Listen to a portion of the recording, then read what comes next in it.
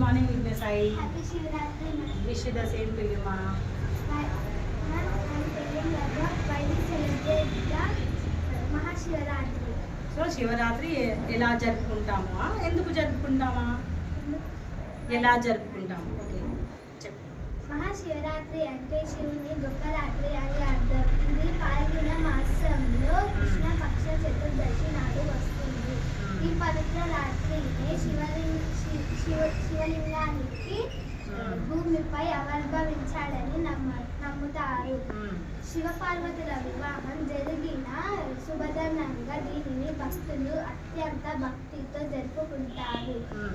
శివుడు తాండవం చేసిన రాత్రి కావడం వల్ల ఈరోజు ఉపవాసం మరియు రాత్రిరంతా జాగారం చేస్తారు. శివుడికి ఈరోజు శివుడి లింగానికి రుద్రాభిషేకం చేయడం వల్ల మనసుకు ప్రశాంతత మరియు పాప విముక్తి కలుగుతుంది. అయితే శివుడికి కాకుండా శివరాత్రి రోజు శివలింగానికి రుద్రాభిషేకం చేస్తారా? Okay, good good message. సరే, కరెక్ట్. కానీ మరి ఉపవాసం ఎందుకు ఉండాలి? ప్రణీత సిస్టర్ స్పీచా? Good. Good morning. Good morning. Happy Shivaratri. Wish the same to you, మా. Today I am telling about ఉపవాసం. ఓకే. మహాశివరాత్రి నాడు భక్తులు శివుడి కోసం ఉపవాసం చేస్తారు. ఉపవాసం చేసే ఆచారము తెల్లవారుజామునే లేచి శివలింగానికి పంచామృతాలతో అభిషేకం చేయడం అత్యంత శ్రేష్టం. మాఘమాసం చతుర్దశి నాడు శీతాకాలం ముగిసిన వేసవికాలం మొదలయ్యేటప్పుడు మహాశివరాత్రి వస్తుంది. ఉపవాసం విడిచిన తరువాత మరుసటి రోజు తెల్లవారుజామునే లేచి స్నానం చేసి శివలింగానికి పూజ చేయాలి. ఓకే, ఉపవాసం ఏమేమి తినాలి, ఎలా చేయాలి, ప్రాసెస్ బాగా చెప్పారు. మరి నైట్ జాగారం అని చెప్పారు కదా, మరి జాగారం ఎందుకు చేయాలి? Ravalika, Kamalavalika. Good morning. Good morning. Thank you నాన్న. Wish the same to you, మా. హిందూ పురాణాల ప్రకారం పరమశివుడు గ్రహాల నుండి కాపాడిన మగుబాబుల చతుర్దశి నాడు మహాశివరాత్రి జరుపుకుంటారు. అమృతం కోసం దేవదానవులు క్షీరసాగరం మదనం చేశారు. అమృతం కంటే ముందుగా హలాహలం వచ్చింది. లోకాన్ని రక్షించేందుకు మహాదేవుడు ఆ విషయాన్ని కంఠంలో బంధించి గల్లకట్టుడయ్యాడు. వెంటనే నీలకంఠుడు మూర్చబోయాడు. శంకరునికి మెలకువ వచ్చేంత వరకు దేవతలు జాగారం చేశారు. అందుకే జాగారం మొదలైంది.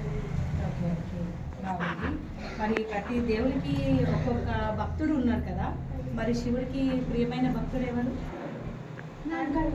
మార్కండేయ. అతని గురించి నీకు తెలుసా? శ్రీవల్లియ. Come Srivalli. Good morning. Good morning. Wish the same to you, మా.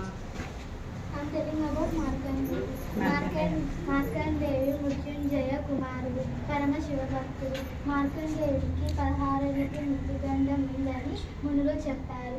శివరాత్రి రోజున మార్కండేయుడు శివలింగాన్ని ప్రతిష్ఠించి తపస్సు ప్రారంభించాడు.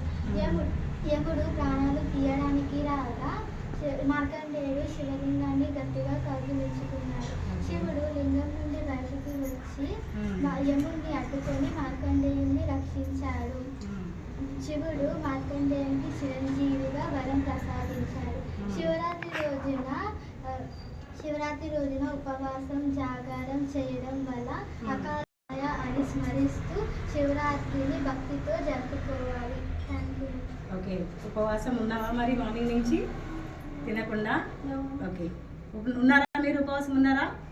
Very good. మరి ఉపవాసం ఉన్నప్పుడు మరి ఇప్పుడు మనం కూడా తీర్థం ప్రసాదాలు తీసుకొని ఉపవాసాన్ని విరమిద్దామా? శేఖర్ గారు ప్లీజ్.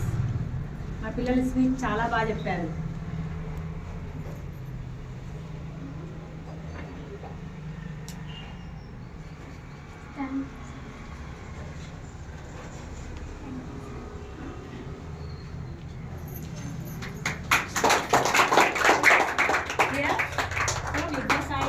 శివరాత్రి ఎలా జరుపుకుంటారో తను చక్కగా వివరించింది.